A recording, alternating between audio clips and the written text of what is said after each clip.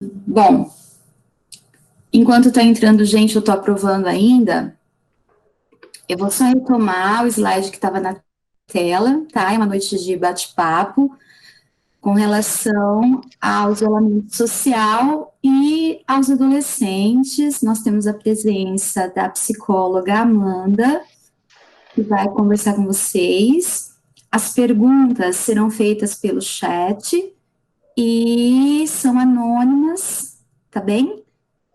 E eu que convido a Júlia Klebs, presidente do Grêmio, para de onde nasceu a necessidade da gente estar fazendo esse momento. Oi, boa noite. Boa Primeiro eu noite. queria agradecer a Amanda, né, por ela ter aceitado participar e ter tido a boa vontade de vir aqui, né? A gente, a gente teve a ideia porque todo mundo sabe que está sendo um período difícil para todo mundo, né? Então, como é muito angustiante para a gente que está na escola, a gente pensou em uma forma de tentar ajudar da forma que a gente pode, né? Sim, Foi assim que nasceu essa nossa ideia. muito legal.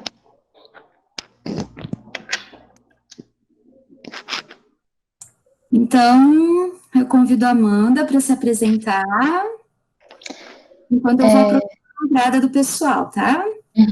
Eu posso colocar minha apresentação de slides? Sim. Sim. Boa noite a todos, obrigada, eu agradeço o convite, né, do Grêmio. Eu estou aqui por intermédio da Betânia, que eu conheço ela, professora, muito obrigada pelo convite. Simone, também, obrigada pela confiança, né?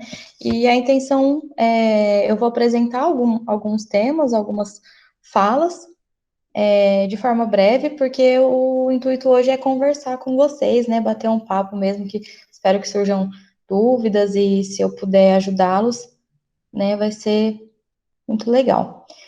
Eu vou compartilhar minha tela, porque eu fiz uma apresentação de alguns slides, É estranho falar, né? Parece que eu tô falando para ninguém, mas vocês estão aí. Peraí, que eu vou... Caiu fora. Vou compartilhar minha tela aqui.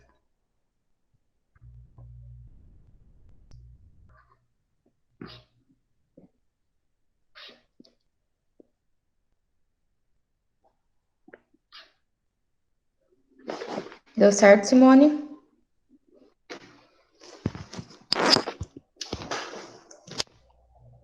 Tá tudo certo aí? Assim, tá dando para ver perfeito, perfeito. Tá bom, a voz tá boa? Tá ouvindo? Sim. Então tá Sim. bom. Então hoje vai ser um bate-papo, né, para falar um pouquinho como estão se sentindo os adolescentes nesse período de isolamento social. Meu nome é Amanda, né? Eu vou me apresentar um pouquinho para vocês. Eu sou psicóloga, formada aqui pela UnoOeste em 2017, e eu fiz uma pós-graduação em atendimentos de grupo, família e casal, também pela UnoOeste, né? Atualmente eu trabalho na clínica psicológica, né? Eu realizo atendimentos com crianças, não, adolescentes e adultos, e também possuo experiência no trabalho com crianças e adolescentes e as famílias também, no serviço de convivência e fortalecimento de vínculo, né? E acho que essa iniciativa que o Grêmio teve de pensar um pouquinho dessa necessidade de conversar sobre as emoções, acho muito bacana, né? Quando me foi proposto o convite, eu topei na hora, justamente por entender que é primordial conversar e debater sobre esse tema, né, atualmente. Posso prosseguir?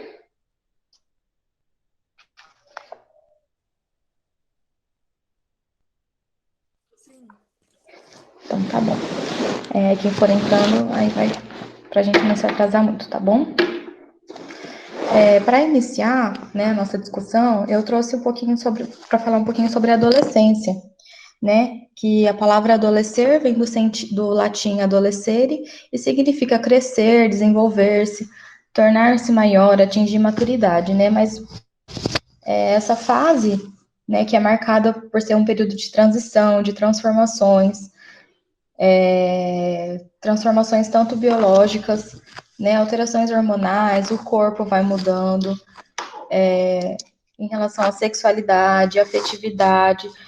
É um período também de muitas transformações emocionais, né, porque também é busca pela autonomia versus a dependência. Então, o adolescente, ele busca ser autônomo, ele busca ter uma liberdade, mas também ainda depende, né? Depende dos pais, depende financeiramente, às vezes depende emocionalmente. Então, fica nesse conflito, né? E essa formação da própria identidade. Quem sou eu nesse momento, né? É uma frase bem marcante, né? Desse período da adolescência. Porque eu já não sou mais aquela criança, mas eu também não sou adulto. O que eu posso fazer, né? E principalmente o que eu quero ser, né? Tava trocando uma ideia com a Simone um pouco mais cedo e ela estava relatando que vocês têm aula, né, sobre o projeto de vida, que é justamente fazer esse questionamento, essa pergunta: o que eu quero ser, né? Quando me tornar adulto. Né, também é marcado por muitas mudanças sociais, em relação à questão dos papéis, né, que desenvolve socialmente, papel de cidadão, com direitos e deveres, né, toda uma construção social também. Então, a adolescência, por si só, ela já é um período de crise, né, de transformação, de momento de dúvidas, de incertezas, descobertas, né, e como se já não bastasse tudo isso, que é esse período, veio aí uma pandemia, né, que mudou totalmente nosso estilo de vida, aquilo que a gente estava acostumado a fazer, que a gente estava habituado a fazer, né, algo inesperado para todos nós. E aí, como é que fica essa questão emocional para os adolescentes, né? Então, eu coloquei essa pergunta, né? Como que está a sua vida cotidiana, né? Então, assim, nesse momento que a gente está vivendo, a gente se depara muito com situações que geram sofrimento, né? Emocional. Por exemplo, as limitações de não poder ir e vir, a restrição do espaço, de não poder se reunir com seus amigos, né? Às vezes está acostumado a estar junto dos amigos em praça, né? Ou reunir todo mundo em casa para assistir um filme, né? Festas canceladas, não sei as meninas, aí as festinhas de 15 anos, né? Que é um marco da adolescência, ter todo essa questão também, né? Cancelada. O medo de ser infectado, ou de infectar, ou de ter alguém da sua família, né, com Covid, né, a interrupção do ensino presencial, acho que é um marco aí que alterou bastante a rotina e a vida, né, de vocês, de todos, né, então eu coloquei assim, que a gente vive tempos únicos, né, estamos vivendo os tempos únicos, nunca vivemos isso. Né? E até certo ponto é esperado sentir-se mal, sentir-se ansioso, com raiva, insatisfeito ou triste diante de tantos desafios que aparecem em nossa frente, né? E essas reações emocionais ao estresse da pandemia são normais, é uma resposta do organismo diante de um evento ameaçador, né? As reações emocionais negativas, tais como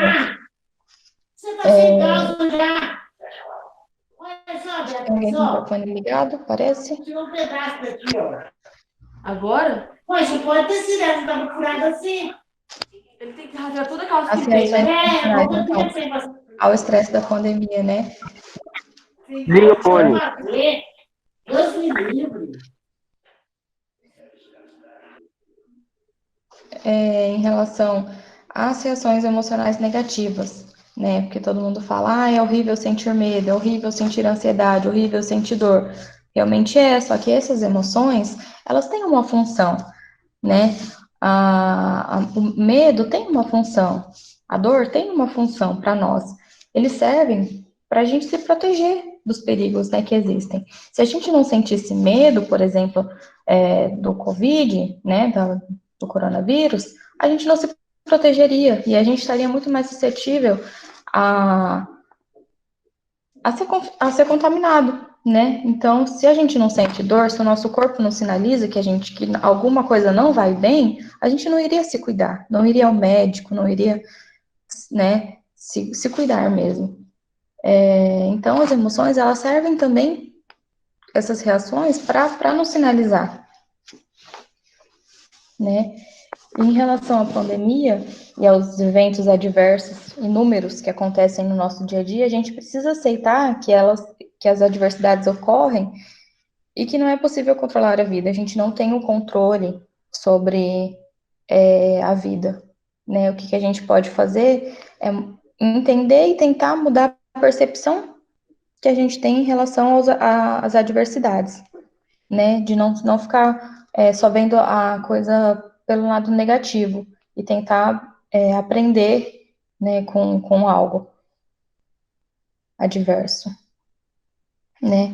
Então, diante desse cenário que a gente está vivendo, né, desse contexto, essa pergunta acho que é bem pertinente também. E como você está se sentindo cotidianamente? Quais são as emoções que você está sentindo, né? De fazer essa pergunta. Algumas eu coloquei aqui: paz, raiva, medo, ansiedade, alegria, confiança, angústia, esperança, solidão, né? E inúmeras outras emoções que a gente sente no nosso dia a dia. Às vezes sente só uma, às vezes uma predomina, ou às vezes é tudo misturado. Não dá para distinguir muito bem o que está sentindo, né? Mas é importante poder entender e identificar de onde vêm essas emoções, né? Ô, senhorita psicóloga, eu posso falar um Oi, pouquinho? sim, pode falar. Ó, cotidianamente eu me sinto de boa, mas de vez em quando dá um tédio, dá apego, uma saudade da escola, uma saudade daquele povo feio da minha classe, gente, pelo amor de Deus. É isso mesmo, né? Nesse momento que a gente está vivendo, é, é normal, né? Sentir saudade, sentir tédio, não sentir vontade, desmotivação, porque é uma mudança muito grande, né? Vocês estavam ali acostumados a ter contato todo dia, professor, né? Os alunos, os amigos, acho que a escola de vocês é ensino integral, né? Então ter ali um convívio extenso, né? E do nada isso foi, não pode mais ir para a escola, agora todo mundo tem que ficar em casa, tem uma doença aí. Como que é sentir tudo isso, né? Dentro de vocês? É muito conflituoso mesmo, é difícil, né? Então, quais são os principais sintomas psicológicos que podem aparecer em momentos como esse, né, da pandemia que nós estamos vivendo? Então, eu acho que a primeira reação, acho que todo mundo sentiu, né, é o medo de ser contaminado realmente por esse vírus invisível que se aproxima. E as dificuldades começaram a surgir com essa necessidade de redução e de distanciamento do contato físico, que para nós brasileiros, né, não é nada fácil deixar de se abraçar e de se tocar. Nós somos muito de contato, nós gostamos de estar próximo, abraçar, beijar, né? A gente é muito caloroso, então é muito estranho chegar hoje, encontrar, por exemplo, a gente tem que ir ao mercado, né? Não pode parar de ir ao mercado, a farmácia, tem algumas coisas que nós temos que continuar fazendo. Aí você encontra um conhecido, aí, né, a primeiro impulso é querer abraçar, e aí tem que se controlar nessa questão, né? E uma outra reação também relacionada com o isolamento social que exigiu essa forçada mudança de rotina, né, que eu estou falando, né, e são comuns as manifestações de desamparo, de tédio, de raiva pela perda da liberdade. Antes eu podia ir ao shopping a hora que eu quisesse, poderia ir no Parque do Povo, poderia fazer, né, as minhas atividades normais, ir para a escola, e agora eu não tenho que ficar em casa. E aí, como fico, né? O colega comentou, né, que tédio da pega que dá. Dá mesmo, um tédio, às vezes ficar olhando só para ficar dentro de casa, não tem mais filme que dá graça, você quer ver gente, e aí, né? Eu também trouxe uma reflexão, assim, de como que a gente pode combater, então, esses sintomas, né? Tédio, desamparo, o que a gente pode fazer para combater esse isolamento psicológico, né? É muito importante não perder essa conexão com os amigos e com os familiares, né? E também com a escola. A Simone também estava me relatando hoje um pouquinho mais cedo que vocês têm tutoria, né? Achei super legal, muito interessante, de manter um contato, um vínculo com o professor, né? Que é uma pessoa de referência na vida, né? Eu mesmo levo meus professores da escola ainda como referência como de profissional que me fez ser a profissional que eu sou hoje, né? Professores da faculdade. Então, é muito importante manter esse vínculo, né? Não perder essa conexão, para não se sentir tão fora do ritmo, né? Fora, excluído de tudo, né? Buscar atividades lúdicas e criativas também é um ótimo recurso, né? Como, por exemplo, pintar, desenvolver alguma habilidade artística, artesanal, costurar, organizar fotografias é algo muito gostoso de fazer, de poder pegar fotos de quando vocês eram crianças, né, que não faz muito tempo, mas de tentar resgatar um pouquinho, né, essa coisa da infância, leitura, não só das leituras de livros e tarefas da escola, mas também poder ler um livro de romance, um livro de aventura, poesia, né? Ouvir música, óbvio, acho que todo mundo gosta de ouvir música, música relaxa, música anima, filme também ajuda muito com a questão da imaginação, de poder propor para a família, sabe? Gente, vamos assistir um filme junto hoje, todo mundo? Vamos fazer uma sessão cinema, já que a gente não está podendo ir para o cinema? De propor mesmo atividades diferentes para quem está sendo seu companheiro aí de quarentena, né, dentro de casa, desse isolamento.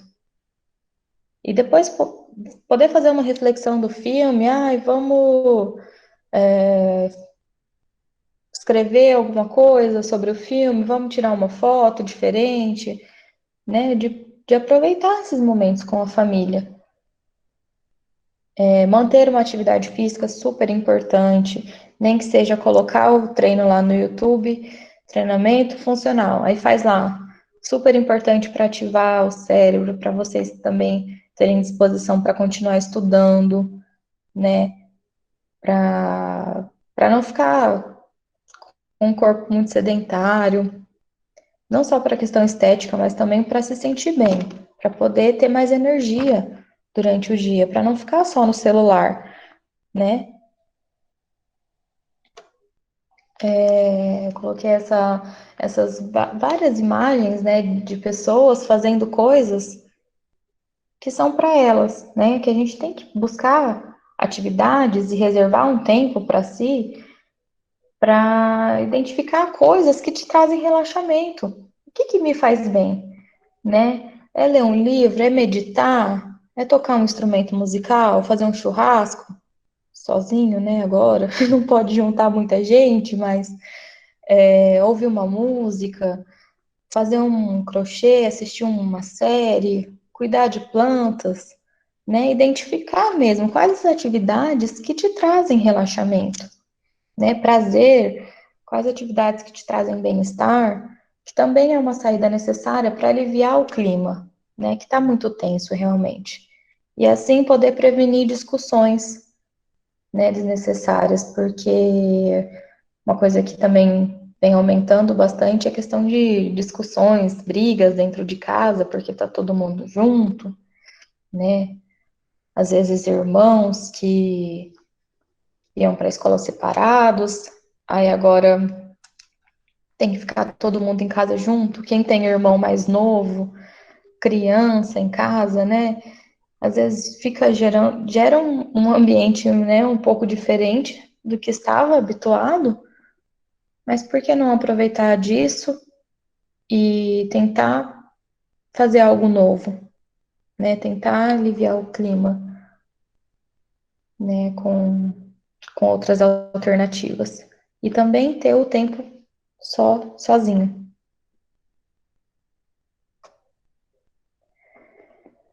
Aí eu trouxe essa imagem, né, que eu achei bem legal também na internet, mas que é realmente esperado, né, se sentir mal, se sentir ansioso, tenso ou com raiva frente aos novos desafios.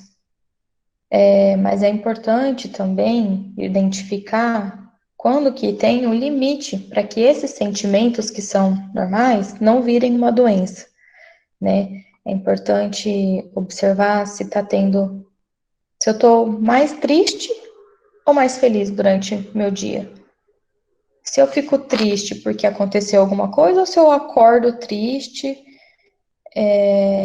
irritado, não tenho vontade de fazer nada, né? Tentar se conhecer um pouquinho, tentar observar mesmo nas pequenas atitudes, pensar um pouco, será que eu tô assim por causa da pandemia?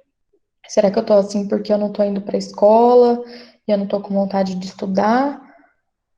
Ou será que é outra coisa e é uma coisa que não muda, né, de sentimento? Por exemplo, quando chega o final de semana, a gente tende a ficar mais feliz, né? Tem um momento mais de descontração, de poder ter lazer.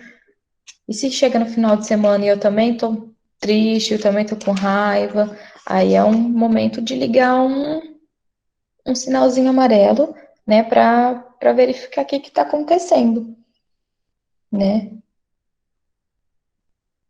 Mas também eu coloquei assim sem neura, né? Não se cobre tanto, é normal se sentir um pouco mais cansado ou frustrado nesse momento. E é claro que isso tem um limite. Que se sua vida estiver completamente travada, né, não vai para frente nem para trás, não está acontecendo nada de diferente.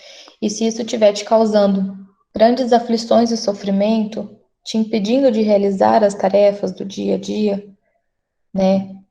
Se eu tô tendo sintomas físicos, por exemplo, tô com palpitação, tô suando frio, não tô me sentindo bem, e eu não consigo realizar as atividades do dia a dia que são acordar, me alimentar, né, estudar, ter o tempo de estudo, de continuar o acompanhamento das aulas online, fazer uma atividade física, eu não estou conseguindo, isso está me travando. Aí pode ser um sinal, sim, de que é necessário buscar uma ajuda profissional, né? E que o primeiro passo para isso é entender que as emoções, que são todas aquelas que eu estava comentando lá atrás, elas são parte fundamental da saúde, porque a nossa saúde, né, ela é um conjunto. Ela é física e também é mental, né? Também envolve as emoções. Porque quando a gente está com dor no pé, por exemplo, a gente vai buscar um médico ortopedista. Quando a gente está com problema na visão, quando não estamos enxergando muito bem, a gente vai atrás de um oftalmologista. Quando dói o dente, nós também vamos procurar um dentista, que é o profissional especialista, né, naquilo.